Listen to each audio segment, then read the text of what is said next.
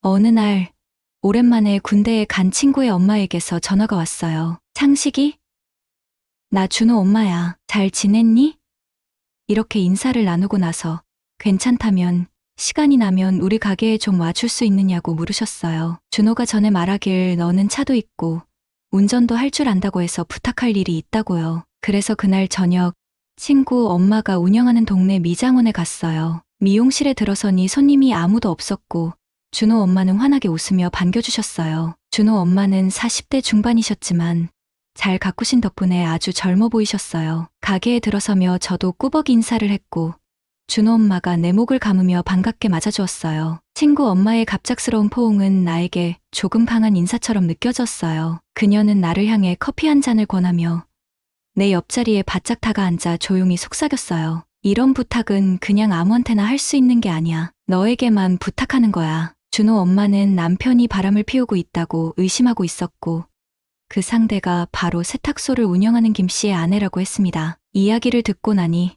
불륜 현장을 적발하는 것이 마치 미행과 급습을 결합한 드라마 같은 일이 될 것 같아 흥미가 생겼지요. 게다가 준호 엄마는 이 일에 대해 돈도 주겠다고 하니 마다할 이유는 없었습니다. 김 씨 부인이 외출할 때면 준호 엄마가 나에게 연락을 하기로 했습니다. 나는 차를 몰고 가서 준호 엄마를 태우고 함께 따라가며 사진을 찍기로 했지요. 첫 번째 전화가 왔을 때 김 씨 부인이 집을 나서고 있다는 소식이었습니다. 나는 빠르게 차를 몰고 가서 준호 엄마를 태우러 갔어요. 저녁 시간이라 사람들이 많았는데 김 씨 부인이 인도를 따라 걷다가 골목길로 사라져서 우리는 그녀를 따라잡지 못했습니다. 그 사건 이후 자동차로 사람을 미행하는 것이 얼마나 어려운지를 깨달았어요. 그래서 준호 엄마는 준호 아빠의 차를 알려주었고 그 차가 움직일 때 우리가 따라가기로 했어요. 며칠 후 준호 아빠의 차가 나간다는 연락을 받았어요. 30분 정도 따라가 보니 오늘은 다른 일로 나선 것 같았습니다. 그래서 준호 엄마는 차를 돌려 집으로 가자고 했죠. 돌아오는 길에 기분 전환도 할 겸 고기를 먹으러 가자고 제안해 근처의 삼겹살 집으로 갔습니다. 삼겹살과 함께 술도 마시기 시작했는데 준호 엄마의 주량은 정말 대단했어요. 고깃집을 나선 후 이번엔 맥주집으로 가자고 하더니 거기서도 술을 계속 시켜 마셨습니다. 그리고는 노래방에 가자고 해서 우리는 노래방으로 향했죠. 이미 멈출 수 없는 상태였어요. 준호 엄마는 만취해 노래를 크게 부르며 시간을 보냈습니다. 어떻게 집에 돌아왔는지 기억도 잘 나지 않는 채로 다음날 저녁까지 잤습니다. 일주일이 지난 후 준호 엄마로부터 급한 전화가 왔어요. 준호 아빠가 집을 나섰으니 빨리 와달라는 내용이었죠. 이번에는 드디어 김 씨 부인을 차에 태우고 검은색 차를 외곽도로로 따라가는 것을 목격했습니다. 그 차가 외곽의 식당 주차장으로 들어가는 걸 보고 우리도 식당 앞에 차를 세워두고 두 사람이 나올 때까지 기다렸어요. 전에 일이 없었던 것처럼 준우 엄마는 아무렇지도 않아 보였어요. 두 사람이 나와 모텔로 들어가는 것을 보고 우리도 따라갔지만 모텔 카운터에서 막혀서 결국 쫓겨났죠. 준우 엄마는 모텔 앞에서 기다리자고 했고 우리는 차 안에서 무작정 기다렸습니다. 준우 엄마에게 뭐라고 할 수 없었어요. 이상하게도 준우 엄마에게 제압당한 기분이 들었죠. 결국 새벽 1시가 되었을 때 준우 엄마가 참다 못해 말했습니다. 도저히 더는 기다릴 수 없겠어. 들어가자. 준우 엄마와 저는 방으로 들어갔습니다. 준우 엄마는 도저히 화가 나서 못 살겠다며 옷을 훌훌 벗으시고는 샤워를 했어요. 남편은 즐기는데 나는 이게 무슨 짓이니 하며 푸념을 늘어놓으면서 샤워를 하더군요. 모텔 구조상 샤워하는 실루엣이 유리를 통해 다 보였고 저도 모르게 소중이에 힘이 들어가더군요. 하지만 저는 친구와의 우정을 생각하며 잠을 청하기로 했습니다. 잠은 안 오고 심장은 요동치고 잠시 후 물소리가 끊기고 저는 자는 척을 하고 있었습니다. 그때 준호 엄마는 저희 옆에 누워서 소리 없이 흐느꼈고 저는 실눈을 뜨고 그녀의 흐느끼는 모습에 이성의 끈을 놓았습니다. 그 후 준호 엄마는 더 이상 남편의 외도에 신경을 쓰지 않으셨어요. 지금은 매일 같이 준호 엄마의 미용실에 가고 있습니다. 이 관계가 언제까지 이어질지는 모르지만 지금은 즐기기로 했습니다. 구독과 좋아요는 영상 제작에 큰 힘이 됩니다. 감사합니다. 오늘은 제가 카카오톡 오픈 채팅을 처음으로 경험한 이야기를 해볼까 합니다. 저는 평소에 직장 생활에 바쁜 평범한 남자입니다. 대학생 때까지는 외모에 자신이 있었고 저를 좋아한다고 말하는 사람들도 꽤 있었습니다. 그래서 관심을 보이는 사람들과 쉽게 만나고 어울렸죠. 하지만 직장 생활을 시작하고 나서는 여성을 만날 기회가 거의 없어졌습니다. 제가 다니는 직장에는 여성 직원이 거의 없거든요. 저희 사무실에는 총 직원이 대략 20명 정도인데 그중 격리 업무를 맡고 계신 분 한 명만 여성입니다. 그분도 유부녀이시라 사실상 남자들뿐인 직장입니다. 처음에는 주변에서 여러 번 소개팅을 주선해 주기도 했습니다. 그런데 소개팅을 경험하면서 알고 지내던 사람들과 자연스럽게 발전하는 관계가 더 좋다는 생각이 들었습니다. 소개팅은 서로에 대해 궁금해하지도 않는 이야기들을 나눠야 하니까요. 소개팅의 형식적인 절차가 부담스럽다고 느끼기 시작했어요. 아무래도 저는 외모를 꽤 중요하게 생각하는 편인데 마음에 들지 않아도 소개해준 분의 성의를 생각해서 그냥 나가버리거나 깽판을 칠 수는 없잖아요. 그래서 소개팅은 몇 번 받아보고 나서는 더 이상 안 받기로 했죠. 이미 알고 지내던 지인과 사귈 때가 훨씬 편하고 좋더라고요. 자연스럽게 그 사람이 어떤 사람인지 알게 되고 술버릇이나 취미생활 같은 부분까지 파악할 수 있게 되니까요. 그러다 보니 자연스럽게 이 사람과는 사귈 수 있겠다는 판단을 할 수 있어요. 처음에는 별로였지만 알면 알수록 매력 있는 사람이 있는가 하면 처음에는 좋았지만 알면 알수록 만나고 싶지 않은 사람도 있더라고요. 그렇게 거의 2년 동안은 진지하게 만나본 여자가 없었어요. 중간중간 썸 정도는 있었지만 진지한 만남으로 발전하기는 어려웠죠. 그러던 중 직장에서 저랑 친하게 지내던 후배가 있었어요. 사실 제가 직장 동료를 통해 알게 된 후배랑은 사적으로도 자주 만나면서 정말 잘 지냈어요. 거의 일주일에 한 번은 소주 한 잔 기울이며 회사 생활이나 이런저런 일상 얘기를 나누곤 했죠. 그런데 어느 날 그 친구가 제게 형, 외롭지 않냐? 고 물어보더군요. 저는 그냥 적응해서 괜찮다고 대답했는데 그 친구가 카카오톡 오픈 채팅을 한번 해보라고 추천해줬어요. 사실 저는 오픈 채팅이나 그런 종류의 앱에 전혀 관심이 없었고 방법도 몰랐어요. 제게는 여자친구를 만날 필요성을 느끼지 못했으니까요. 하지만 그 친구는 그냥 가볍게 술 친구를 만드는 정도로 생각하고 시도해보라고 했어요. 자기도 오픈 채팅으로 연락하는 여자애가 있어서 가끔 만나서 술도 마시고 재밌게 지낸다고 하더라고요. 그래서 저는 일단 알겠다고는 했지만 사실은 별로 관심이 없었어요. 제가 아까 말씀드렸듯이 자연스러운 만남을 추구하는 편이라서 처음 보는 사람들과 어떻게 만날 수 있을지 의구심이 컸거든요. 그날 저녁 후배와 짧은 술자리를 하고 집에 돌아왔어요. 시간은 9시 정도였고 저녁 겸 반주를 마셨기 때문에 그리 늦지 않았죠. 집에 도착하자마자 샤워를 하고 침대에 누워서 휴대폰을 만지작거렸어요. 인스타그램도 들어가 보고 매일 보던 영상들이 오늘따라 질리게 느껴졌어요. 술을 그리 잘 마시는 편이 아닌데 그날은 좀 과음했음에도 불구하고 정신이 맑았어요. 가끔 이런 날이 있어요. 많이 마셔도 취하지 않는 날 말이죠. 잠은 오지 않고 그저 휴대폰만 들여다보고 있었어요. 그러다가 그 친구가 말했던 오픈 채팅이 생각났어요. 오픈 채팅 한번 해볼까? 어차피 바로 얼굴 보는 것도 아닌데 싶어서 심심풀이로 방을 만들어 봤어요. 하지만 아무도 안 들어왔죠. 10분이 지나도 아무 반응이 없어서 혹시 제가 뭔가 잘못 만들었나 싶어서 다시 방을 만들었어요. 또 다시 10분이 지났습니다. 마찬가지로 아무도 안 들어오더라고요. 그러면 그렇지 하면서 그냥 휴대폰 화면을 끄고 눈을 감았는데 저도 모르게 잠이 들었더군요. 자는 와중에 뭔가 카톡 소리가 들립니다. 그 소리에 잠이 깨서 휴대폰을 확인해 봤더니 금방 오픈 채팅으로 연락이 온 겁니다. 시간을 확인해 보니 12시가 좀 안 된 시간이었어요. 맞춰보고 대뜸 술 마시는 중이냐고 술 사달라고 이렇게 왔는데 집이라고 답장했습니다. 그랬더니 만나서 술이나 한잔하자는 겁니다. 안 마실 거면 다른 사람 찾을 거라며 빨리 답장 달라길래 저도 모르게 알겠다고 해버렸고 후다닥 나갈 준비를 했죠. 준비를 하면서 만날 장소를 정하고 그 장소에 나가보니 여자가 한 명이 서 있습니다. 저 여자인 것 같아서 가봤더니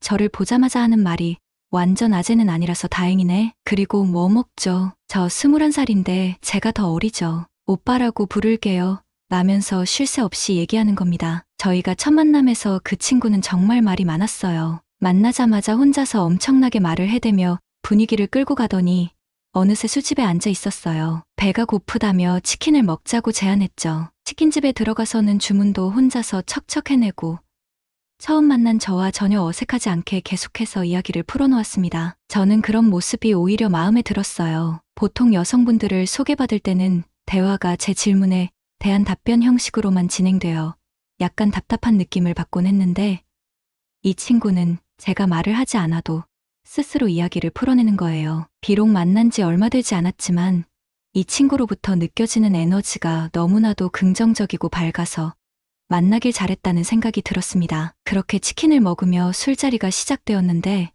다른 건 하나도 안 물어봤는데 이 친구가 왜 이런 자리에 나왔는지 궁금해졌어요. 평소에도 친구들이 많고 인기가 많을 것 같은데다 얼굴도 예쁘장해서요. 그 친구가 말하기를 그냥 심심해서 시작했다고 해요. 말했던 대로 친구들도 많고 매일 연락 오는 사람들도 많다고 하는데 어느 순간부터 모르게 답답함을 느꼈다고 하네요. 여러 사람들을 만나면서 보여주는 자신의 모습이 진짜 자신인지 아니면 그들이 원하는 모습을 보여주기 위해 애쓰고 있는 건 아닌지 고민하기 시작했다고 해요. 그래서 아예 자신을 모르는 사람과의 만남에서는 그 사람이 자신에게 바라는 모습이 없을 것 같다는 생각이 들었다고 합니다. 그래서 이런 생각을 하면서 저에게 대화를 건 것도 큰 용기였다고 말했어요. 그 말을 듣고 나니 무슨 의미인지 이해가 갔어요. 우리는 학교든 직장이든 심지어 가족 앞에서도 어느 정도 가면을 쓴다고 할 수 있죠. 이렇게 어린 친구도 그런 부분을 느끼고 있다는 사실이 조금 놀랍기도 했어요. 그 친구가 또래보다 훨씬 성숙한 느낌을 주기 시작하면서 저도 마음이 가기 시작했죠. 이렇게 대화를 나누며 술잔을 기울이는 시간이었습니다. 새벽 2시가 다 되어서 집에 가야 하지 않겠냐고 제안했을 때 이 친구는 오늘 처음으로 오픈 채팅을 해봤고 앞으로는 다시 하지 않을 거라고 말했습니다. 제 번호도 모른다면서 오늘 이렇게 헤어져도 나중에 연락을 하지 않을 자신이 있다고 하더군요. 그 말을 듣고 나니 이 친구를 놓치고 싶지 않다는 생각이 들었습니다. 예쁜 얼굴뿐만 아니라 또래보다 성숙한 생각을 하고 주변 사람들에게 긍정적인 에너지를 주는 이런 친구를 다시 어디에서 만날 수 있을까 싶었습니다. 그래서 천천히 다가가 그가 거절할 수 있는 충분한 시간을 주었습니다. 눈을 살포시 감는 걸 보고 동의하는 것으로 받아들이고 입맞춤을 했습니다. 결국 그날은 집에 가지 못하고 둘이서 행복한 시간을 보냈습니다. 서로의 번호를 교환하고 아직까지도 잘 만나고 있습니다. 이것이 저희 처음이자 마지막 오픈 채팅 경험담입니다. 저에게 오픈 채팅을 소개해준 그 동생에게는 여자친구를 소개해주며 내 덕분에 만난 것이라며 술도 한번 샀습니다. 여러분도 이런 기적 같은 만남이 오길 바라며 분명 올 것이라고 믿습니다. 오늘의 사연은 여기까지입니다. 들어주신 모든 분들께 감사드리며 구독과 좋아요는 영상 제작에 큰 힘이 됩니다. 안녕하세요. 오늘은 중년과 노년이 행복한 성생활을 영위하는 방법에 대해 이야기해보겠습니다. 끝까지 영상을 시청하시면 많은 도움이 되실 거예요. 여성의 성생활이 가능한 나이에 대해 얼마나 알고 계신가요? 일부는 40대까지, 다른 일부는 60, 70대까지도 가능하다고 생각하실 수 있습니다. 오늘은 여성이 최대 몇 살까지 성생활이 가능한지에 대해 알려드리려고 해요. 여성의 성욕이 절정에 이르는 시기는 대체로 30대 후반입니다. 이후에는 폐경이 시작되는데요.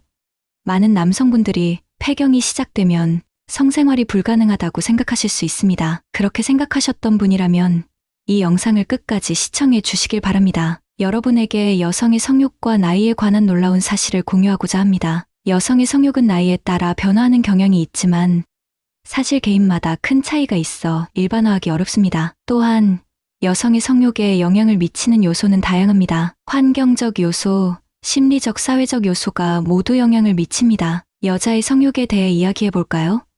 사실 10대와 20대 때 성욕이 거의 없다고 느끼는 여성들도 상당수 있어요. 이는 개인의 경험이나 부정적인 기억 때문일 수도 있죠. 하지만 30대가 되면서 많은 여성들이 결혼을 하거나 안정된 파트너와의 관계를 갖게 되고 이로 인해 더 큰 만족감과 충족감을 느끼기 시작합니다. 40대와 50대에 접어들면 여성은 생리적 변화인 폐경기를 맞이하게 되는데 이 시기에는 생식기관의 기능이 감소하고 호르몬 수준의 변동이 생겨 성욕에 변화가 올 수 있습니다. 그렇지만 성욕이 완전히 사라지는 것은 아니에요. 실제로 어떤 대학에서 폐경기 여성을 대상으로 성에 대한 관심도에 관한 설문조사를 진행했는데요. 응답한 여성들 중 무려 69%가 성욕이 오히려 증가했다고 답했다고 합니다. 이러한 결과를 보면 폐경기 여성의 성욕 감소와 성관계 빈도의 급격한 감소가 꼭 폐경 때문만은 아니라는 것을 알 수 있어요. 폐경 이후의 성생활에 대한 이야기를 더 해볼까 합니다. 성생활을 기피하는 주된 이유 중 하나는 그곳이 말라 생기는 통증에서 오는 불편함이나 월경이 끝나며 여성으로서의 역할이 마무리됐다고 느끼는 정서적, 정신적 문제 때문일 수 있습니다. 하지만 성적 욕구 자체는 여전히 존재합니다. 우리 사회에는 나이가 들어 성생활을 하는 것을 부끄러워하거나 폐경이 되면 성적 관계를 완전히 멈춰야 한다고 생각하는 경향이 있지만 실제로는 그렇지 않습니다. 오후에 한산한 시간대에 모텔 입구를 지켜보면 60대 이상의 커플이 종종 드나드는 모습을 볼 수 있어요. 이들이 부부인지는 확실치 않지만 이는 우리나라를 포함한 동북아시아에서 유교 사상의 영향으로 중년 이후의 성에 대해 보수적인 태도를 가지고 있는 것과 대비됩니다. 유럽에서는 나이에 상관없이 죽기 전까지 삶을 즐기려는 태도가 더 흔합니다. 물론 나이가 들면서 남성의 경우 신체적인 변화로 인해 성생활이 어려워질 수 있지만 여성의 경우는 이론적으로 무한히 즐길 수 있습니다. 폐경기가 되면 여성의 몸에서 에스트로겐 분비가 줄어들어서 그곳이 건조해지고 이로 인해 성관계 시 통증을 느끼거나 상처가 생길 수 있습니다. 이런 이유로 자연스럽게 성관계를 피하게 되는 경우가 많죠. 생물학적 관점에서 보면 이는 번식 가능한 시기와 관련된 자연스러운 과정입니다. 성생활의 본래 목적이 번식에 있기 때문에 그 기능이 시간이 지나면서 저하되면 몸이 따라주지 않게 되는 것이죠. 그럼에도 불구하고 성욕이라는 것은 다른 관점으로 봐야 합니다. 예를 들어 미국에서는 성공한 70대 이상의 여성들이 자신보다 훨씬 젊은 남성들과의 관계를 자랑스럽게 여기는 경우도 있습니다. 실제로 미국의 유명한 디자이너 한 분은 74세의 나이에 자신보다 36살이나 어린 남성과 사귀었는데요. 이런 사례는 단순히 경제적인 이유 때문이 아니라 사실 70대 이상의 여성들도 성욕을 느끼고 성적 욕구가 있음을 보여줍니다. 우리나라의 성연구센터 조사에 따르면 70대 이상의 어르신들 중 일주일에 한 번 이상 성생활을 즐기는 분들이 31.3%, 2번 이상은 41%에 달한다고 해요. 생각보다 많은 중년 및 노년층이 성에 대해 개방적인 태도를 가지고 즐기고 있는 것으로 나타났죠. 이제는 성욕 앞에서 나이란 거의 없다고 볼 수 있겠네요. 요즘은 대부분의 사람들이 몸 관리를 잘하기 때문에 예전과 같은 나이로는 평균 수명을 따질 수 없게 되었어요. 말하자면 남녀를 불문하고 현재의 성욕은 거의 무한대라고 볼 수 있겠죠. 건강한 현대인의 생활이 성생활에도 긍정적인 영향을 미치면서 성생활의 욕구와 질 또한 높아지고 있어요. 남성들은 매일같이 본능적인 욕구를 느끼며 생활하고 명확한 사정이라는 마무리가 있죠. 하지만 폐경 이후 여성들은 조금 다른 관점을 가지고 있어요. 미국의 한 대학 연구에 따르면 50대 이상 여성 3,000명을 대상으로 한 설문조사 결과 중년 여성들은 잠자리에서 상대방과의 정서적 교감을 육체적 쾌락보다 35% 더 중요하게 여긴다고 합니다. 노년이 되면서 여성들은 마음의 만족을 더욱 중요시하게 됩니다. 반면 남성들은 오랜 시간 함께한 아내에 대한 새로움의 부재로 성적 흥미도가 떨어질 수 있어요. 같은 장소, 같은 사람과의 반복된 행위는 일상의 무료함으로 여겨질 수 있죠. 이런 남성의 태도에 여성들은 서운함을 느끼며 적극적으로 다가가기 어려운 상황에 처하게 됩니다. 그렇지만 이것이 여성들이 성관계를 싫어한다는 의미는 아니에요. 나이가 들면서 성욕이 줄어드는 것은 자연스러운 현상입니다. 20대와 30대의 절정기에 비해 성욕의 감소와 함께 쾌감도 줄어들죠. 특히 중년에 이르러 남성은 발기력이 약해지고 여성은 자신의 매력이 사라졌다고 여겨 자신감을 잃게 되며 성생활로부터 멀어질 수 있습니다. 하지만 활발한 성생활은 삶의 질을 향상시키는 다양한 장점을 가지고 있으므로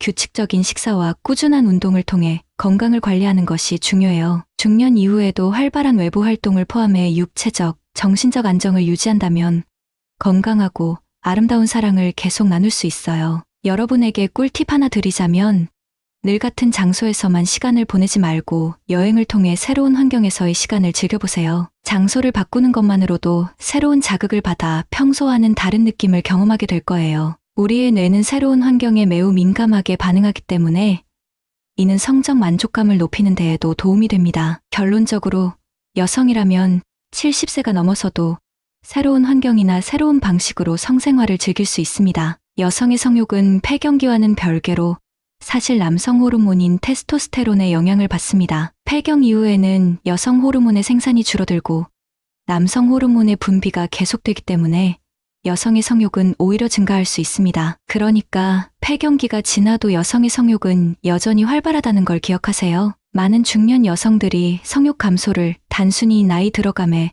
딸은 자연스러운 현상으로 받아들여서 별다른 문제로 여기지 않는 경우가 많습니다. 하지만 정기적인 성생활이 갱년기 증상을 완화하는 데 도움이 된다는 사실을 알고 계시나요?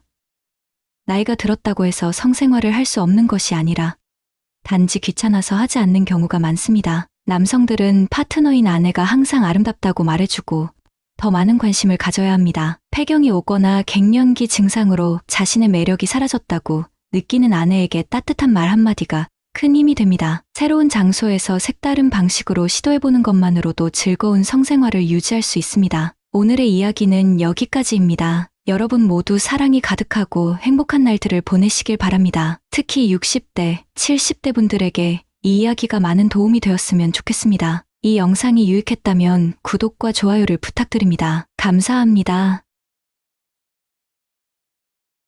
저는 26살 건강한 총각입니다. 이야기는 약 3년 전 군대 제대 후 일자리를 찾고 진로에 대해 고민하던 시기에 발생했습니다. 저는 고등학교를 졸업하고 조금 일찍 군대에 갔던 평범한 청년이에요. 당시 친구가 살고 있는 섬, 바로 추자도에 놀러 갔었습니다. 추자도는 상추자와 하추자로 나뉘는데 제 친구는 상추자 쪽에서 살고 있었죠. 그곳은 공기도 맑고 낚시를 좋아하는 사람들이 많이 찾는 아름다운 곳이었습니다. 저는 친구네 집에서 정말 평화롭고 편안한 시간을 보냈습니다. 친구와 함께 낚시를 하고 잡은 고기로 회를 먹으며 친구의 부모님께서 매일같이 신선한 재료로 정성스레 밥을 해주셨어요. 그렇게 5일 동안 정말 편안한 시간을 보내고 있었는데 사건이 일어난 날도 친구와 낚시를 하고 있었습니다. 저희는 방파제 위에서 낚시를 하고 있었어요. 그때 여성 두 분이 오토바이를 타고 저희 쪽으로 오는 걸 보았습니다. 한 분은 나이가 좀 있어 보였고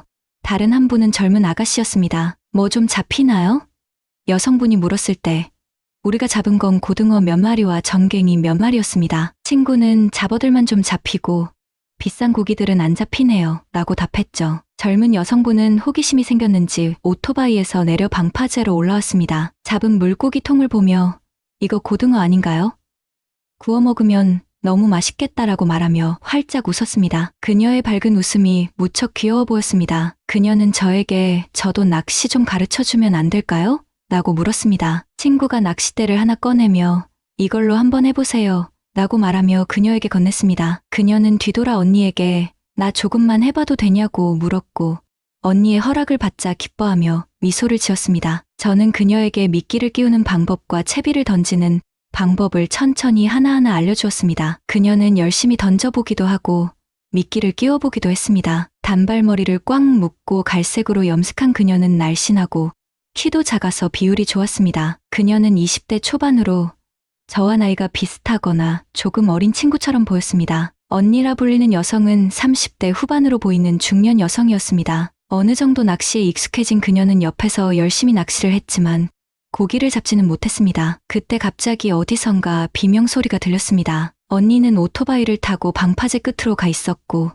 저와 친구는 그 소리가 어디서 나는지 주위를 둘러봤습니다. 그녀가 낚시하던 방파제 쪽을 보니 그녀의 모습이 보이지 않았습니다. 저는 낚싯대를 내려놓고 급히 그녀가 서 있던 자리로 달려갔습니다. 그런데 놀랍게도 그녀가 방파제 아래로 떨어져 있었습니다. 다행히 높지 않은 곳이라 손을 뻗으면 닿을 거리였습니다. 그녀는 고통스러운 듯 손을 뻗어 도움을 청했습니다. 그녀의 손을 잡고 방파제에서 끌어올릴 때 괜찮아요? 라고 몇 번이나 물었던 건지 기억도 나지 않아요. 그녀의 팔꿈치는 까져 있었고 몸 곳곳에 상처가 보였어요. 언니와 제 친구도 곧장 그녀의 곁으로 왔고 모두 걱정스러운 목소리로 병원에 가보자고 제안했습니다. 제가 추자도에 도착했을 때 렌트한 차로 그녀를 싣고 근처의 작은 병원으로 향했습니다. 병원에 도착해서는 엑스레이 검사도 하고 의사 선생님이 진찰을 한 끝에 다행히 큰 문제는 없다고 말씀해 주셨어요. 약간의 휴식과 약 처방을 받았고 저는 그녀를 집까지 데려다 주기로 했습니다. 차를 타고 가는 도중 그녀가 언니네 집에 놀러 온 거라고 하며 본가는 부산이라고 했어요. 그런데 흥미롭게도 그녀는 전혀 사투리를 사용하지 않더군요. 그녀를 집 앞에 내려주고 나서 언니와 잠시 이야기를 나누었고 제 연락처를 적어주었어요. 만약 상태가 갑자기 나빠지면 언제든지 연락하라고 했습니다. 그렇게 그녀를 집에 안전하게 데려다 준 뒤 저는 친구의 집으로 돌아갔습니다. 다음 날 그녀로부터 전화가 왔어요. 전화를 받았을 때 그녀의 목소리는 생각보다 밝았습니다. 어제 일에 대해 너무 고맙다며 언젠가 우리를 찾아 놀러 오겠다고 했습니다. 그렇게 해서 우리는 다시 만나기로 했고 친구도 함께 했죠. 우리 셋은 일단 밥부터 먹으러 가기로 했습니다. 작지만 아늑한 횟집 겸 식당에 도착했어요. 그곳에서 술을 마시며 서로에 대한 이야기를 나눴습니다. 저는 이곳에 놀러 왔다고 하며 제가 경기도에서 왔다고 말했습니다. 그녀는 조금 아쉬운 듯 부산이랑 가까웠으면 좋겠다는 말을 몇 번이나 반복했어요. 그런 그녀의 모습에 저는 기분이 좋아졌습니다. 제 친구보다 저에게 더 많은 관심을 보이는 것 같았거든요. 친구도 경쟁심이 있었는지 재치 있는 농담으로 그녀의 관심을 끌려고 했지만 그녀의 관심은 분명히 저에게 있었습니다. 그건 제가 바보가 아닌 이상 알 수 있는 일이었죠. 그녀가 화장실에 간 사이 친구는 조심스럽게 말했습니다. 저 여자분이 너를 좋아하는 것 같아. 그리고는 나중에 상황을 봐서 자리를 피해주겠다고 했어요. 그렇게 친구는 아버지의 일로 집으로 돌아갔고 나는 그녀와 둘이 남아 즐거운 대화를 나누며 시간을 보냈습니다. 그녀를 더 알아갈수록 매력적이고 귀여운 사람이라는 생각이 들었습니다. 술 기운이 돌면서 그녀는 자연스레 사투리를 섞어가며 이야기를 하는데 그 모습이 너무나도 사랑스러웠습니다. 저런 여자친구가 있다면 얼마나 좋을까?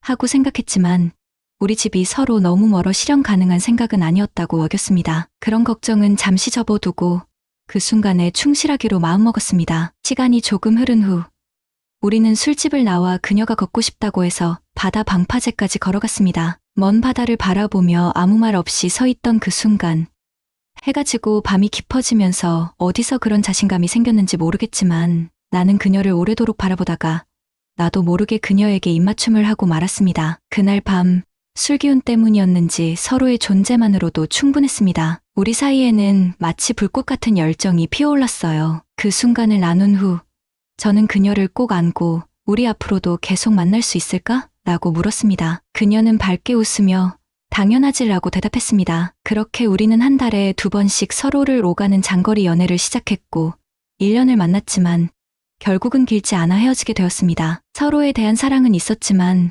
떨어져 있는 시간이 많아지면서 점점 소홀해지는 것을 느꼈어요. 헤어진 후에도 그녀와 보낸 좋은 추억들은 가끔 제 마음속을 스쳐 지나갑니다. 한때 평범한 가정의 행복을 누리던 40대 가장인 저의 이야기입니다. 하지만 잊고 싶은 그날, 우리의 평화로운 일상은 무너지고 말았습니다. 아내는 아파트 신축 현장에서 사무직으로 일하고 있었습니다. 그러던 어느 날, 그녀가 일하던 건설 현장에서 참담한 사고가 발생했습니다. 건물이 갑작스레 붕괴되었고, 운이 없게도 화장실로 향하던 아내는 그 현장에서 깔리고 말았습니다. 그 소식을 듣고 회사에서 벗어나 현장으로 달려갔던 나는 아내가 무너진 잔해 아래 깔려있는 모습을 발견했습니다. 그녀를 부르짖었지만 제가 할 수 있는 것은 아무것도 없었습니다. 다행히 아내는 구조되었지만 오랜 시간 동안 뇌에 산소가 공급되지 못해 심각한 손상을 입었습니다. 생명이 위태롭다는 소식을 듣고 긴 수술 끝에 겨우 목숨은 구했지만 후유증으로 인해 뇌 기능의 대부분을 상실했습니다. 이로 인해 아내는 가족과 의사소통을 할 수 없게 되었고 평생 침대에 누워 오직 눈만 깜빡이는 상태로 지내야 했습니다. 이 사고는 우리 가족에게 극심한 슬픔과 절망을 안겨주었고 한때 누렸던 평범한 행복은 이제 영원히 돌아오지 않을 것입니다. 아내의 비극적인 사고 이후 가까운 곳에서 혼자 생활하시던 장모님은 자신의 하나뿐인 딸, 제 아내의 곁을 지키기 위해 매일 병원을 찾으셨습니다. 한순간에 전혀 다른 사람으로 변해버린 딸을 바라보며 장모님은 수없이 많은 눈물을 삼키셨죠. 저 역시 아내의 곁을 지키고 싶은 마음 굴뚝 같았지만 병원비와 생활비를 위해 일터로 향할 수밖에 없었습니다. 그럼에도 불구하고 장모님은 흔들림 없이 우리 가족을 돌보셨어요. 아침 일찍부터 우리 집을 방문해 아들을 어린이집에 데려다 주시고 병원을 찾아 아내를 보살피시며 저녁이면 다시 우리 집으로 돌아와 저와 아이의 저녁 식사까지 챙겨주셨습니다. 아내와 대화를 나누고 싶은 마음이 간절했지만 대신 저와 장모님은 많은 이야기를 나누곤 했습니다. 우리 희정이가 남편 떠나가고 울적할 때 많은 위로가 되어주었는데 이제는 아무 말도 할 수 없어 너무 외롭다. 장모님의 말씀이었습니다. 그때 저는 장모님께 답했습니다. 장모님, 제가 여기 있잖아요. 저를 아들처럼 여겨주시고 말씀도 편히 해주세요. 장모님은 그런 저를 향해 미소를 지으며 말씀하셨습니다. 아이고, 이서방, 그렇게 말해줘서 고마워. 이렇게 우리 가족은 서로를 의지하며 아픔을 딛고 일어서려 하고 있습니다. 제 아내의 아픔으로 인해 쓸쓸해지신 장모님을 위해 시간이 나는 대로 맛집 탐방이나 드라이브를 함께하며 장모님과의 시간을 소중히 보냈습니다. 매일 같이 얼굴을 마주하다 보니 사람과 사람 사이에 싹 트는 정이 점점 깊어져 가는 것을 느낄 수 있었습니다. 어느덧 서로를 바라보기만 해도 웃음꽃이 피어나는 사이가 되었습니다. 그러던 어느 날 담당 의사 선생님께서 보호자의 동의를 얻어 아내를 퇴원시키고 집에서 돌볼 수 있다는 허락을 해주셨습니다. 주의사항을 자세히 안내받고 우리는 기쁜 마음으로 아내를 집으로 데려왔습니다. 아내가 완전히 정상으로 돌아온 것은 아니었지만 집에서 함께할 수 있다는 사실만으로도 큰 기쁨이었습니다. 아내의 호흡이 처음보다는 안정되었지만 아직 말은 할 수 없는 상태였습니다. 그럼에도 불구하고 저는 감사한 마음을 가졌습니다. 시간이 지나면서 아내가 어느 날 갑자기 일어날 수도 있다는 지푸라기라도 잡는 심정으로 가득 찬 희망을 품었습니다. 하지만 몇 달이 지나도 변함없이 아내는 누워만 있었고 저는 서서히 희망을 잃어가기 시작했습니다. 장모님은 제 우울한 마음을 달래주시기 위해 항상 곁에 계셨습니다. 어깨를 토닥여 주시며 힘내라는 말씀을 건네시고 매일같이 저를 찾아와 제가 좋아하는 음식으로 상을 차려주셨습니다. 또한 집안 청소까지 해주시며 저를 돌봐주셨죠. 우리는 서로의 고통을 이해하며 말없이 위안을 주려 애썼습니다. 어느 무더운 여름날이었습니다. 휴일이어서 집에 머물고 있었는데 아내가 침대에 누워 땀을 흘리고 있는 것을 보았습니다. 말로 표현하지는 못했지만 그녀가 얼마나 덥고 불편했을지 짐작할 수 있었습니다. 그녀의 불편함을 조금이나마 해소해주고자 장모님과 함께 아내를 화장실로 옮겨 목욕을 시켜주기로 했습니다. 아내는 몸이 가벼운 편이었지만 움직이지 못하는 사람을 안고 씻기는 일이 결코 쉽지 않았습니다. 큰 대야에 아내를 조심스럽게 앉히고 저는 아내를 받치며 장모님께서 바가지로 물을 뿌려가며 꼼꼼하게 씻겨주셨습니다. 그 과정에서 무더위 속에 장모님도 땀을 흘리시며 고생하셨습니다. 그날 장모님은 평소와 달리 짧은 바지에 축 늘어진 상의를 입고 계셨습니다. 그렇게 아내를 세심하게 씻겨주는 동안 내 시선은 끊임없이 장모님에게로 향했습니다. 내 마음속에서 무슨 생각을 하고 있는지 스스로 모르며 다른 생각을 하려 했었지만 장모님의 모습이 내 머릿속에 깊숙이 자리 잡고 있었습니다. 바닥을 청소하시는 모습, 요리를 해주시는 모습, 심지어 빨래를 하시는 모습까지 모든 것이 내게는 자극적으로 다가왔습니다. 장모님은 연세에 비해 젊어 보이시고 매력적인 분이셔서 더욱 그런 생각이 들었던 것 같습니다. 아내가 아픈 상황에서 그런 욕망을 충족시킬 수 없게 되자 장모님을 여자로서 바라보게 되며 그 생각이 더욱 커져만 갔습니다. 결국 장모님이 잠든 어느 밤 몰래 방에 들어가 컴퓨터를 켜고 혼자 위안을 찾았습니다. 하지만 어느 주말 장모님이 낮잠을 주무시는 동안 다른 방으로 몰래 들어가 컴퓨터를 켜고 있었는데 잠에서 깨어난 장모님이 우연히 그 방에 들어오셨습니다. 그 민망한 상황에서 장모님은 제가 하는 모든 것을 보시고 말았습니다. 장모님께서 방문을 닫고 나가신 뒤 얼마 지나지 않아 우리는 다시 마주했습니다. 그 순간 정말 쥐구멍에라도 숨고 싶었습니다. 이서방, 많이 외롭지? 우리 희정이가 저렇게 된 이후로 남자 혼자 얼마나 힘들겠어. 다 이해해. 아까 그 일은 잊어버리자. 장모님은 많이 놀라셨을 텐데도 이해심을 보여주셨습니다. 다음에는 조심하게. 억지로 참으면 병이 생긴다고 하니까 참으면 안 되겠지. 솔직히 말하자면 나도 남편을 잃고 외로울 때마다 혼자 위안을 삼곤 했어. 그건 부끄러운 게 아니라 당연한 일이라고 하셨습니다. 장모님의 솔직한 말씀에 마음이 조금 편안해졌습니다. 하지만 그 말을 듣고 나니 기분이 이상해졌습니다. 이미 장모님에 대한 마음을 갖고 있던 저는 참기가 점점 더 힘들어졌습니다. 원래는 잘 참았는데 매일 장모님을 보면서 참는 것이 점점 힘들어지네요. 장모님이 너무 좋은 분이시고 늘 고마웠는데 어느 순간부터 제게 여자로 보이기 시작했습니다. 이서방, 그러면 안 돼. 지연아, 나 장모님을 좋아하는 것 같아. 어떡하죠? 저는 끝내 장모님과의 거리를 좁혔습니다. 그동안 가슴속 깊이 묻어둔 사랑을 한껏 터뜨리며